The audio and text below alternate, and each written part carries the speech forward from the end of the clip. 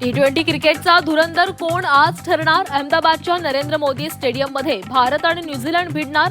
Team इंडियाला सलग दुसऱ्या तर न्यूझीलंडला पहिल्या जगज्जेतेपदाची आस. क्रिकेटप्रेमींचा उत्साह शिगेला. फायनलपूर्वी मिशेल सँटनर आणि सूर्यकुमार यादवमध्ये शाब्दिक युद्ध. भारतीय फॅन्सची मनं दुखावणं हेच ध्येय असल्याचं म्हणत मिशेलनं डिवचलं तर काहीतरी नवीन बोला सांगत सूर्याचा पलटवार.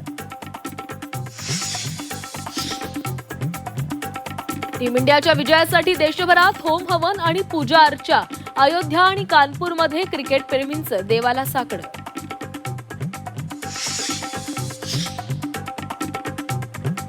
पुणे विद्यापीठ चौकातील उड्डाण पुलाला अजितदादांचं नाव दिलं जाणार. केंद्रीय मंत्री मुरलीधर मोहोळ यांच्या मागणीला मुख्यमंत्र्यांकडून सकारात्मक प्रतिसाद.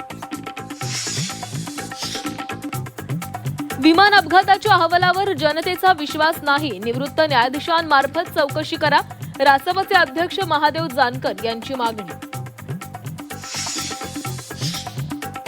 सरपंच संतोष देशमुख हत्या प्रकरणातील आरोपी जयराम चाटेला दिलासा.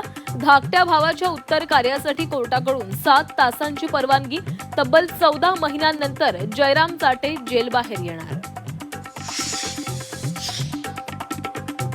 उमरेड पेपरफुटी प्रकरणात मोठा खुलासा. निवृत्त उपप्राचार्य सतीश खर्चेनंच फोडला 12वीचा पेपर. 2023-24 मध्ये बोर्डासाठी सेट केलेला पेपर कोचिंग क्लासला दिल्याचंही समोर.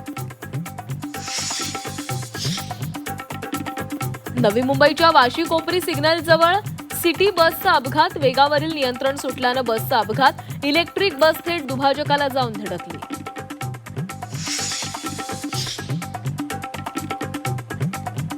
मार्चमध्येच वैशाख वणवा. विदर्भात पारा थेट 40 पार. पुढचे 2 दिवस उन्हाचा चटका आणखी वाढण्याची शक्यता. तर वाढत्या उकाड्यानं मुंबईकर हैराण. इस्रायल इराणमधील संघर्ष अधिक तीव्र. इस्रायलकडून तेहरानमधील तेल डेपोवर हवाई हल्ले. परिसरात आग आणि धुराचे प्रचंड लोट. युद्धाच्या अग्नीमध्ये लेबनॉनची होरपळ. इस्रायली हवाई दलाकडून लेबनॉनमधील शहर लक्ष्य. हल्ल्यात आतापर्यंत 217 जणांचा बळी तर शेकडो जण जखमी.